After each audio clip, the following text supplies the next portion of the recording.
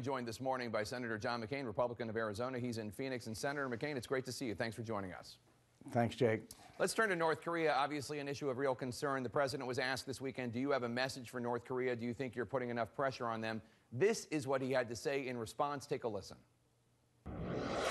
You'll soon find out, won't you? You're going to soon find out. You'll soon find out, won't you? And then the question, does that mean military action? He writes, as he says again, you're going to soon find out. You and Senator Graham had dinner with President Trump Monday. Is the president considering a preemptive strike on North Korea? I don't think so, Jake, but as somebody said, this could be a Cuban Missile Crisis in slow motion. I disagreed with the president's tweet about North Korea by continuing to test disrespected China. They disrespected us, and the numerous agreements made by three previous presidents that was supposed to bring this process of their acquiring nuclear weapons and the means to deliver them to a halt. The key to this is China, and the Chinese can put the brakes on this. I do not believe that Kim Jong-un is going to do that by himself. I don't think he's irrational, but I don't think he's concerned about the welfare of his people, to say the least. So I think that China has the key to this, and we got to tell the Chinese that there's a whole lot at stake unless they bring this to a halt, because if they get the weapon and they have the missile, we cannot afford to have that threat to the very continental United States of America. So what does that mean, though? What if, I mean, the testing continues. They've conducted 9 missile tests just in the Trump administration. Obviously, they have some nuclear capability. If the U.S. were convinced that they had the ability to, I mean, as you know, every time they fail a missile test, they learn something new. If the U.S. were convinced that they were able to marry a delivery system with a nuke, do you then think that President Trump would push forward a preemptive strike? I think that we have to consider that option as the very last option, and for a number of reasons. And one of the reasons is because there's artillery on the DMZ that can strike Seoul, a city of 26 million people, and the carnage would be horrendous. It's not just like the Cuban Missile Crisis in that there isn't any other aspects of it. This is very serious. Their capabilities of firing artillery on Seoul is absolutely real. And this is, again, is why we have to bring every pressure to bear. And the major lever on North Korea today, and maybe the only lever, is China. But to say you absolutely rule out that option, of course, would be foolish. But it has to be the ultimate last option. I want to ask you about something that just happened. Reuters is reporting that General H.R. McMaster, President Trump's national security advisor, just told the South Korean government that the U.S. will honor its prior agreement, and the U.S. will pay for the THAAD missile defense system in South Korea to defend that country from a North Korean missile attack.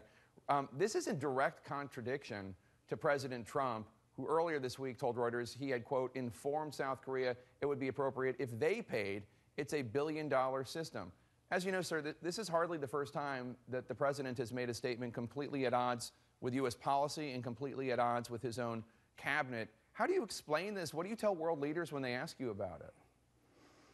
I tell them that he has surrounded himself with an outstanding national security team. I can't guarantee to world leaders that he will always listen to them, but he has so far.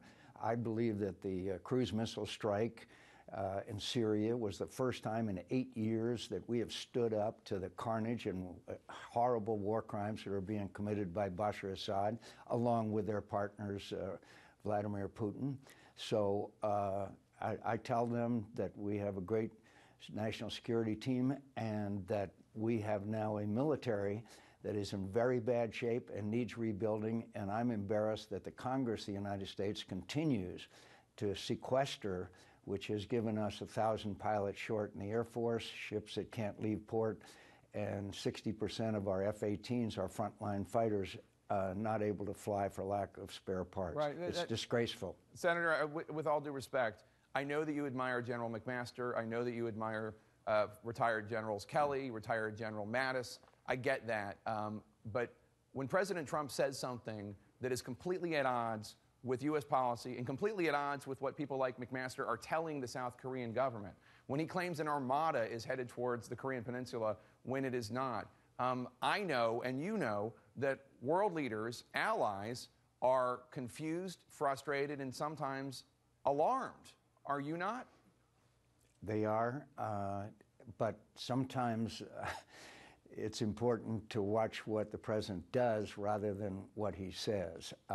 I think that some of the things that actions that he's taken, particularly the cruise missile crisis, including examining the fact that we're not winning in Afghanistan, that we're going to need more troops there, that after, as you mentioned earlier, 16 years, and we're losing or certainly not winning.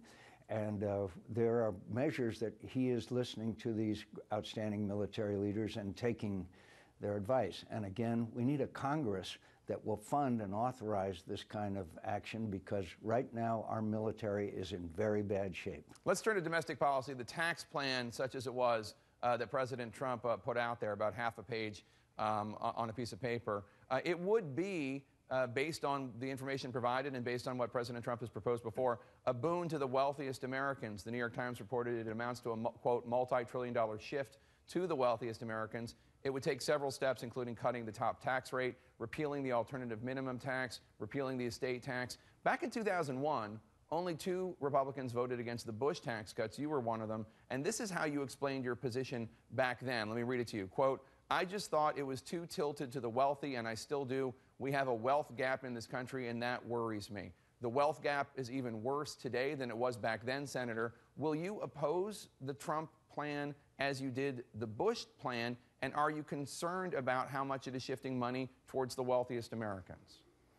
Jake, this is the opening bid, and obviously we haven't even seriously put together anything in the United States Senate. The president proposes. Obviously, we'll see how we dispose. I do believe that the first step should be to reduce the corporate tax rate, which is now the highest in the world, which might bring that couple of $1 trillion that's parked overseas home so we could spend it on infrastructure. So reducing the corporate tax rate is an important pillar of it.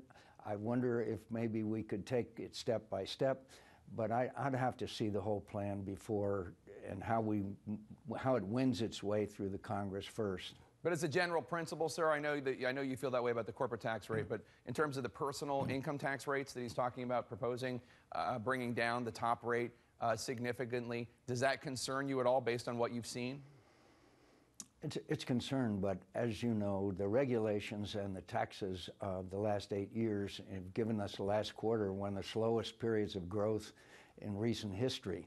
We've got to stimulate this economy, and I think that reducing regulations, which has already had an effect in the stock market and places like that, and reducing taxes are fine. Let's try to do that for middle-class America, middle-income America, because as you pointed out, the gap between the wealthiest and the least wealthy is growing, has been growing, and needs to be closed.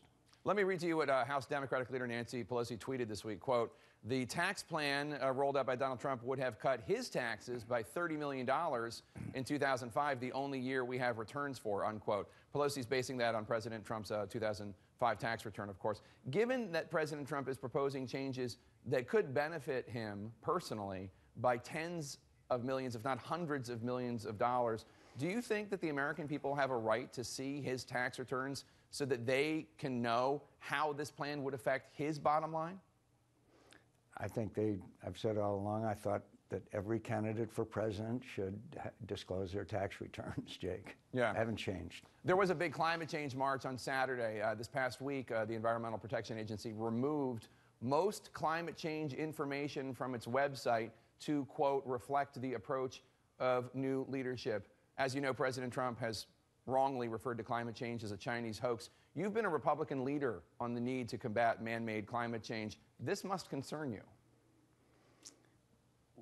Well, it concerns me, but I think one of the aspects of it that does concern me is my friends in the environmental community, outright rejection of nuclear power, which is the cleanest that there is, and their refusal to even consider it is something that has been an impediment in moving forward.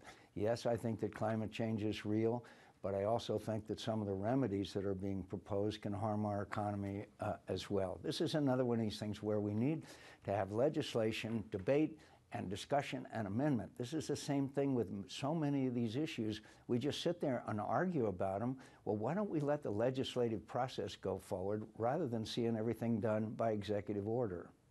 Senator McCain, always good to see you, sir. Thank you so much. Thanks for getting up early. I know it's early there in Phoenix. Appreciate it. Thanks, Jake. Coming up.